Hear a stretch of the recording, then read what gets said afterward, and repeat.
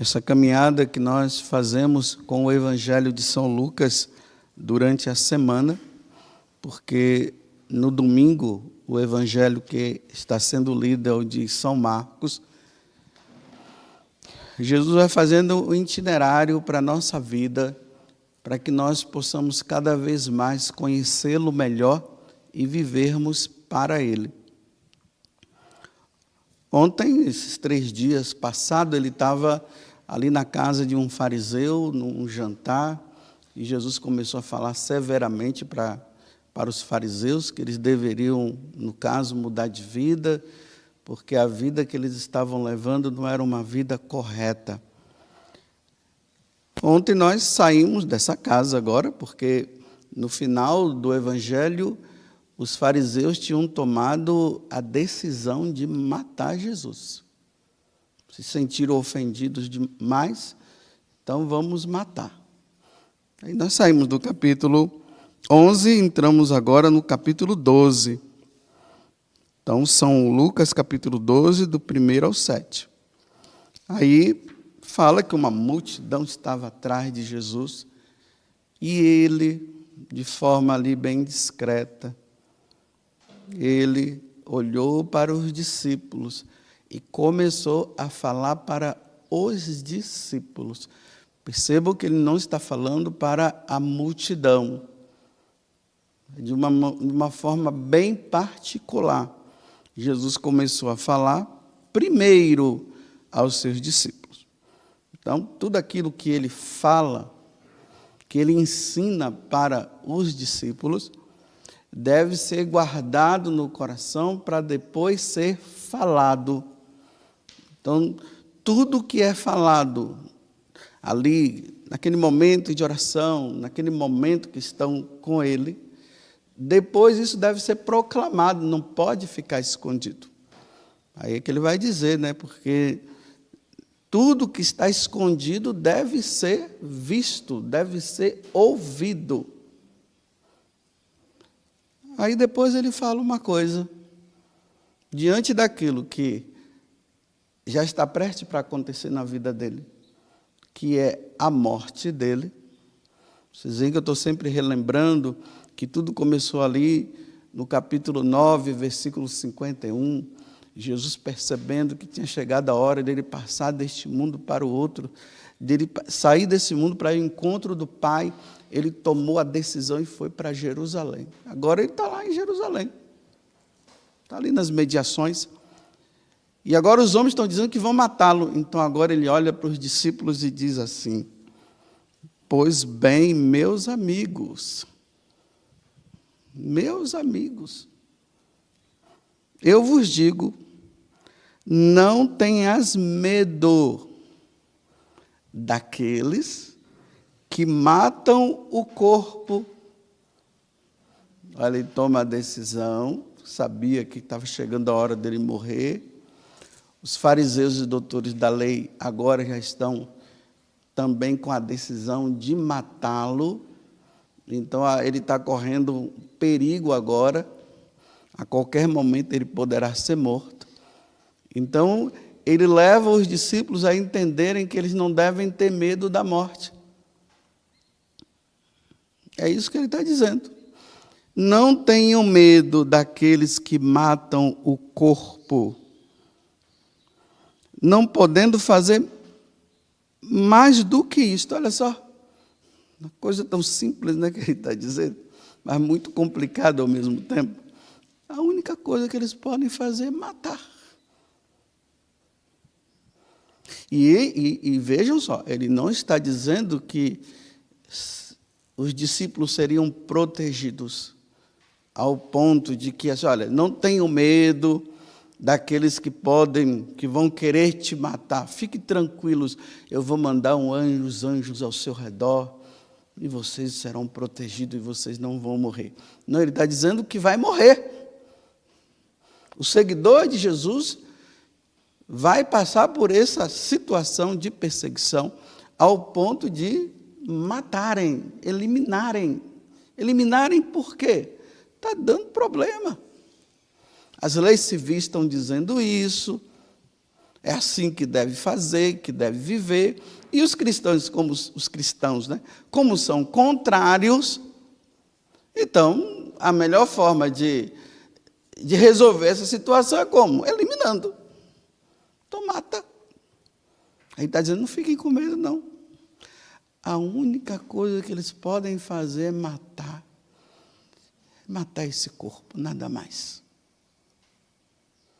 Aí ele prossegue. Vou mostrar-vos a quem deveis temer. Não é temer a morte. Vou mostrar a quem vocês devem temer. Olha, temei aquele que, depois de tirar a vida, tem o poder de lançar-vos no inferno. Esse é que nós devemos temer. E aqui entra, aquele dom do Espírito Santo, que é o dom do temor de Deus. O que é o dom do temor de Deus? Nós amamos tanto, tanto a Deus, que em momento nenhum nós queremos ofendê-lo, em nenhuma situação. Esse medo de ofender a Deus.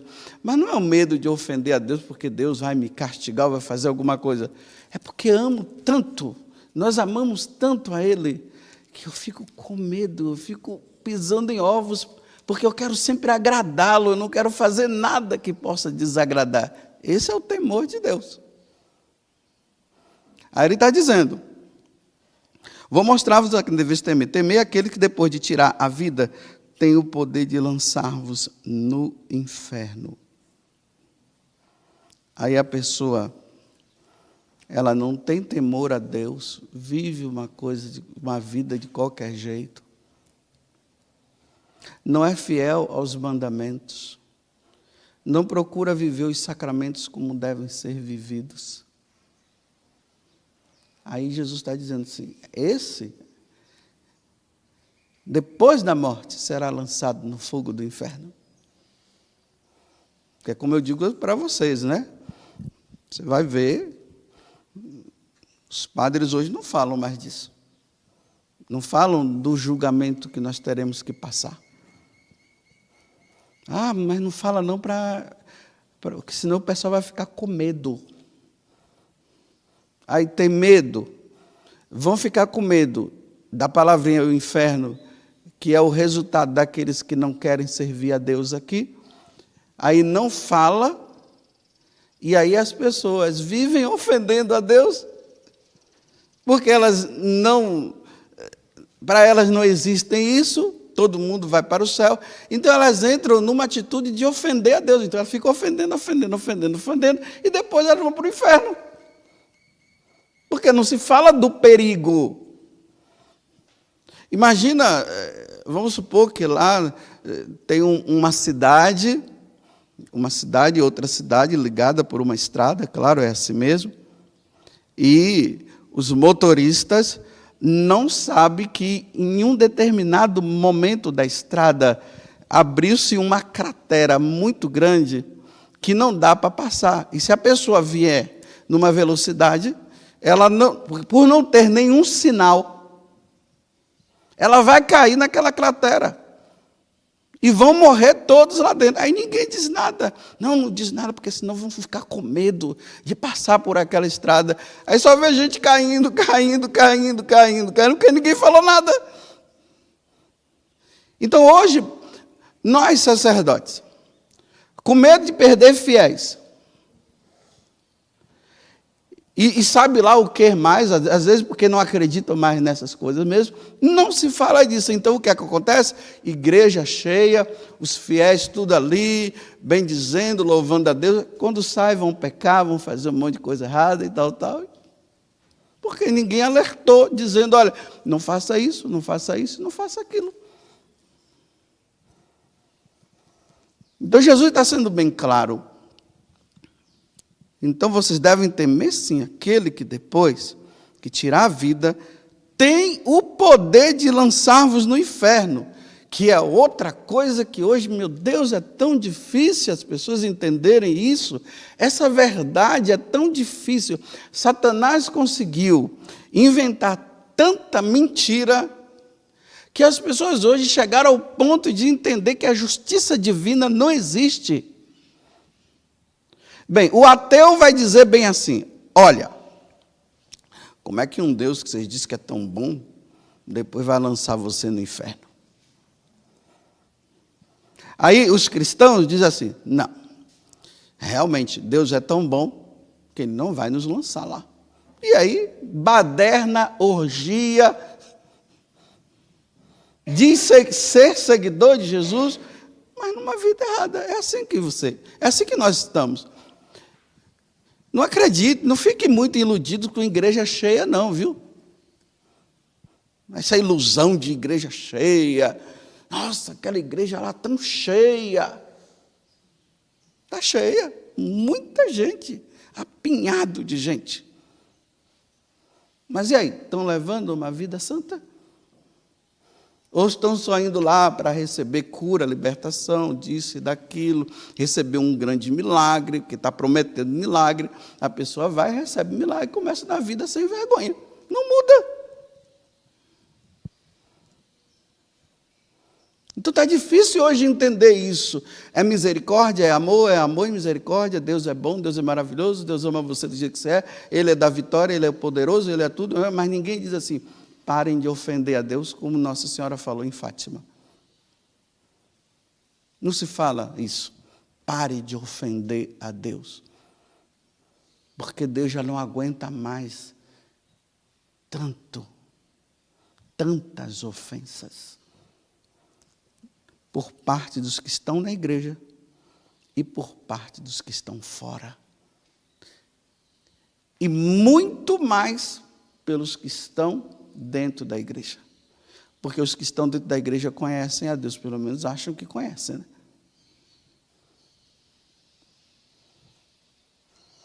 Só que, vejam só, isso que Jesus está dizendo não é simplesmente não tema a Deus, porque senão você vai para o inferno.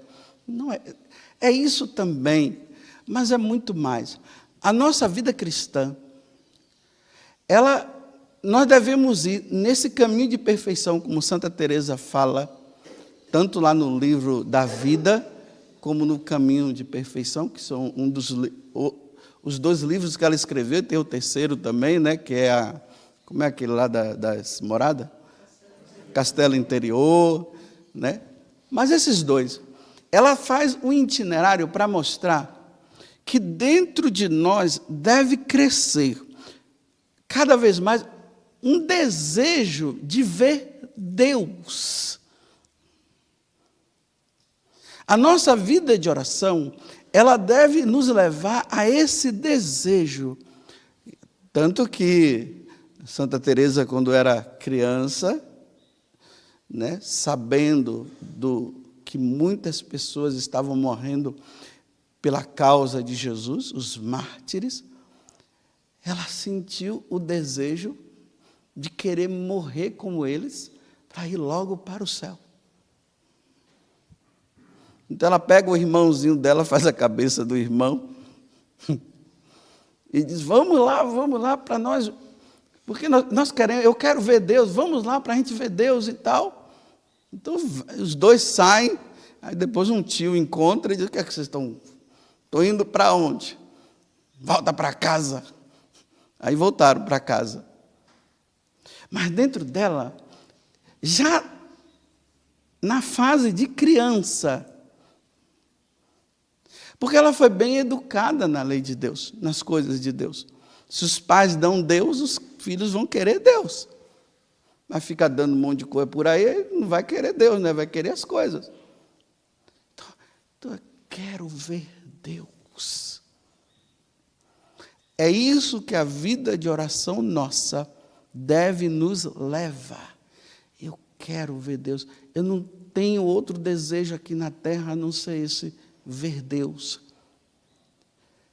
Ver Deus, estar com Ele. Isso é o caminho de perfeição. Não é simplesmente para chegar ao estágio da 7ª morada, né? Nossa, aquele daria da 7ª morada. Né? Tem que chegar na 8ª. A 8ª é a visão beatífica. É morar com Ele. É estar com Ele. Não é esse caminho de santidade para viver aqui na terra, as levitações da vida, e vai de um lado para o outro, voando por aí. Não, não é isso. Isso é pouco ainda. É preciso desejar mais, muito mais, é Deus. Então, nós precisamos chegar a um estágio de desejo de Deus tão grande que para nós, se forem nos matar, é um bem maior que está fazendo. Pode matar, agora eu vou ver Deus. É assim que os mártires iam. Mas enquanto nós vivemos uma espiritualidade voltada apenas para esse mundo, servir a Deus aqui, querer Deus, viver com Ele, e Deus fazendo prodígios e maravilhas, e todo mundo se alegrando, batendo palmas, nós não vamos querer estar com Deus na vida eterna. Você quer ver se uma pessoa, ela já entrou num grau de santidade e de desejo de Deus, é se você perguntar para ela assim: qual é o seu maior desejo? Qual é o seu sonho? Ela diz, se ela tiver num grau de santidade, de entendimento de quem é Deus, ela vai dizer: o meu maior desejo é que Deus me levasse agora para eu estar com Ele. Se você ainda não chegou nesse grau, meu filho, você ainda está num ritmo muito pequeno. Não chegou ainda não. Se você chegar lá no Carmelo e perguntar para uma carmelita: e aí, se Deus, qual é o seu maior desejo? Ela dizer: eu quero ver Deus. Eu já demorei demais nessa terra. Eu quero estar com Ele. Essa carmelita já está na 8ª morada, não é na 7ª. Mas não, eu ainda tenho que rezar muito, tenho que oferecer muito sacrifício pela igreja e tal. E não entender, ainda não chegou. Santa Teresa levou mais de 19 anos para chegar a esse ponto. Ali rezando, meditando, contemplando, até que ela teve aquela conversão dela, né? Olha, já era meio convertida, né? Já era uma mulher de Deus, não viveu uma vida mundana. Por isso que a igreja coloca virgem e doutora da igreja. Não viveu uma vida desregrada.